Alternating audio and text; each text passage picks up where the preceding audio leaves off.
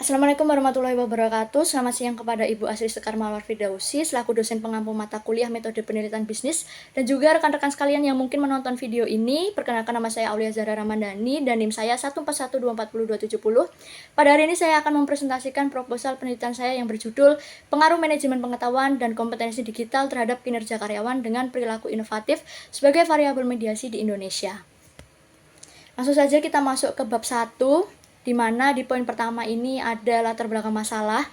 Jadi, mengapa penelitian ini penting? Karena seperti yang kita tahu di era sekarang ini dunia bisnis berubah sangat cepat karena adanya transformasi digital, terutama sejak adanya pandemi COVID-19 yang akhirnya memaksa semua perusahaan itu beralih ke sistem kerja jarak jauh maupun sistem kerja digital.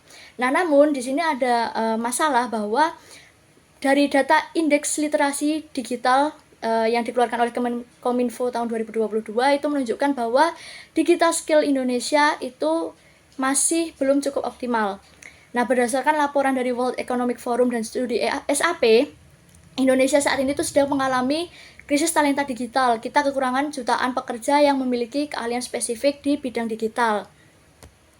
Nah, masalah utamanya adalah perubahan digital ini seringkali memicu penolakan dari para karyawan yang disebut dengan resistensi dan juga adanya ketidakmauan untuk melepaskan proses yang lama ataupun perilaku unlearning. Nah, disinilah kita akan menguji pentingnya perilaku inovatif untuk menjembatani agar karyawan bisa beradaptasi serta meninggalkan kinerja mereka yang sebelumnya. Sekarang kita masuk ke rumusan masalah, di mana kita menemukan 4 rumusan masalah ataupun research gap. Yang pertama, adanya ketidakkonsistenan hasil riset terdahulu, di mana riset dari Sabila et al. 2025 ini mengatakan bahwa manajemen pengetahuan tidak berpengaruh langsung ke kinerja, berbanding terbalik dengan riset yang dilakukan oleh Mantau dan Iskandar yang justru mengatakan hal tersebut berpengaruh signifikan positif. Kedua, masih jarang ada model yang terpadu untuk memvalidasi peran perilaku inovatif sebagai jembatan antara kapabilitas digital dengan hasil kerja yang nyata. Ketiga, adanya kesenjangan bukti pada dampak kompetensi digital terhadap inovasi, di mana Sabila et al. 2025 menemukan kompetensi digital tidak berpengaruh ke perilaku inovatif, yang dimana ini berkebalikan dari teori KBV yang dikemukakan oleh Grant 1996 yang menempatkan kompetensi sebagai aset strategis utama organisasi untuk keunggulan perusahaan dalam jangka panjang. Dan yang terakhir ataupun yang keempat itu adanya kekosongan bukti respon adaptif, sehingga penelitian ini ingin melihat apakah perilaku inovatif ini benar-benar bisa mengatasi rasa malas berubah atau resistensi dan juga membantu karyawan meninggalkan kebiasaan yang lama ataupun unlearning. Selanjutnya, untuk pertanyaan penelitian kita sudah menuliskan beberapa poin. Saya menuliskan beberapa poin yang diturunkan dari rumusan masalah yang secara umum mencakup hubungan antara variabel manajemen pengetahuan, kompetensi digital, perilaku inovatif maupun kinerja karyawan. Kemudian di sini ada tujuan penelitian, di mana berdasarkan pernyataan tersebut tujuan penelitian ini tuh untuk menganalisis berbagai hubungan antar variabel tersebut, termasuk pengaruh langsung maupun peran mediasi perilaku inovatif dalam model penelitian yang sudah saya susun.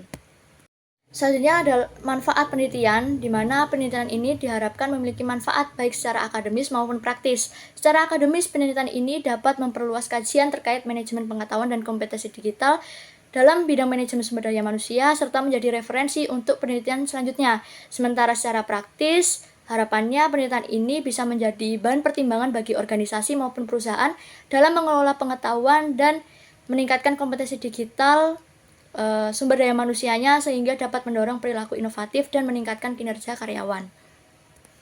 Oke, selanjutnya kita masuk ke bab 2. Di bab 2 ini, di mana poin pertama itu kita membahas terkait tinjauan pustaka, saya sudah menuliskan beberapa teori dan juga grand teori yang saya gunakan pada penelitian ini, di mana untuk landasan utama ataupun grand teorinya itu saya menggunakan knowledge based view seperti yang saya katakan sebelumnya, yang dikemukakan oleh Grant pada tahun 1996. Teori ini intinya itu melihat bahwa pengetahuan maupun kompetensi itu merupakan aset paling strategis bagi perusahaan untuk bersaing dalam jangka waktu yang panjang. Nah, dan juga ada teori-teori berdasarkan setiap variabelnya, seperti misalnya manajemen pengetahuan, di mana ini tuh adalah proses menciptakan, menyimpan, membagikan, serta menerapkan pengetahuan dalam sebuah organisasi. Kemudian ada kompetensi digital, ini merujuk pada kemampuan setiap individu dalam memanfaatkan teknologi digital secara efektif untuk mendukung pekerjaannya.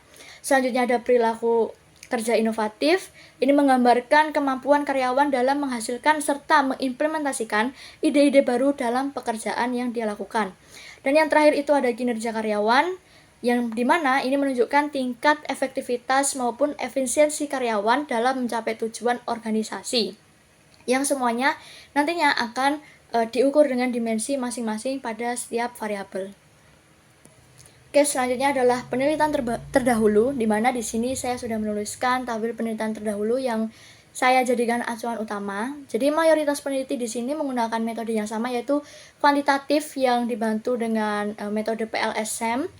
Alasan utama saya merangkum kelima studi penelitian ini adalah untuk melihat adanya variasi hasil. Contohnya di studi Stabila et al. Itu menemukan bahwa knowledge management ini tidak berpengaruh langsung ke kinerja, sementara studi dari Istiqomah justru menemukan bahwa manajemen pengetahuan serta kompetensi itu sukses meningkatkan perilaku inovatif dan kinerja karyawan. Nah, adanya juga perbedaan hasil dan keterkaitan variabel inilah yang memotivasi saya untuk menguji kembali model tersebut dengan menambahkan peran mediasi perilaku inovatif di objek penelitian saya. Selanjutnya, saya ada menyusun sebanyak kurang lebih 7 hipotesis. Di hipotesis pertama itu menyampaikan bahwa manajemen pengetahuan berpengaruh signifikan positif terhadap kinerja karyawan. Kemudian di hipotesis yang kedua itu adalah kompetensi digital berpengaruh signifikan positif terhadap kinerja karyawan.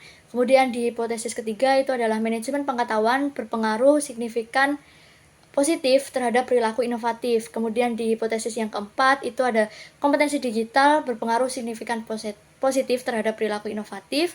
Kemudian di hal 5-nya atau hipotesis 5 itu ada perilaku inovatif berpengaruh positif langsung terhadap kinerja karyawan.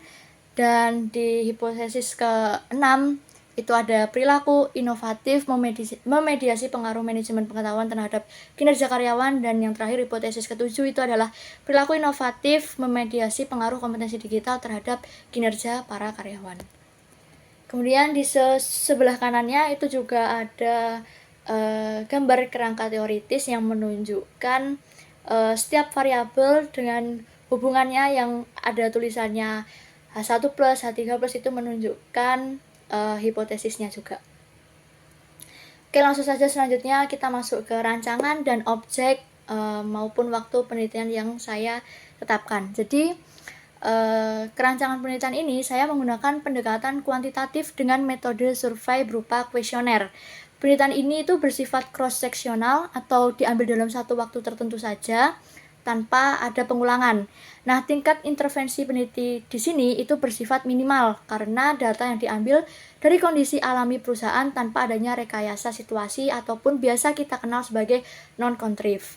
Nah, untuk objek penelitian saya sendiri itu adalah CV Multikarya Impesa, sebuah perusahaan skala menengah yang bergerak di bidang pengembangan SDM dan juga di bidang produk digital, di mana tempat ini saya pilih karena saya merasa cocok dengan topik yang saya teliti, karena perusahaan ini bisnisnya itu berada di lingkungan dinamis terhadap kompetensi digital.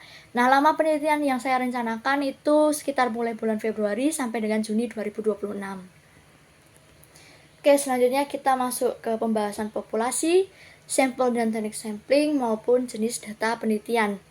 Jadi populasi maupun sampel ini saya mengambil dari jumlah karyawan di perusahaan tersebut yang sebanyak 56 orang.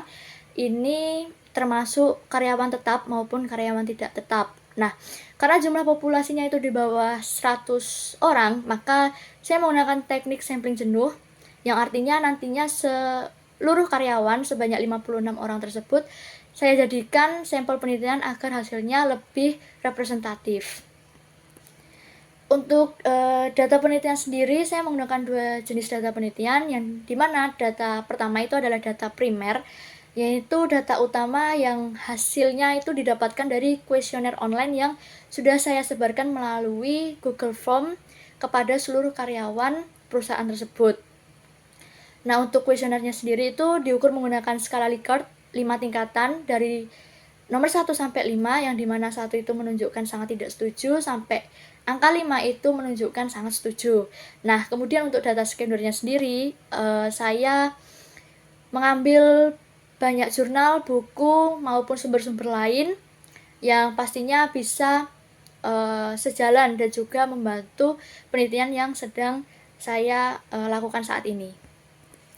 Selanjutnya kita masuk ke definisi operasional variabel, di mana di sini ada 4 variabel yang saya sudah tuliskan. Pertama adalah manajemen pengetahuan yang diukur melalui 4 dimensi utama, yaitu ada knowledge generation, knowledge storage, knowledge sharing, dan juga knowledge application.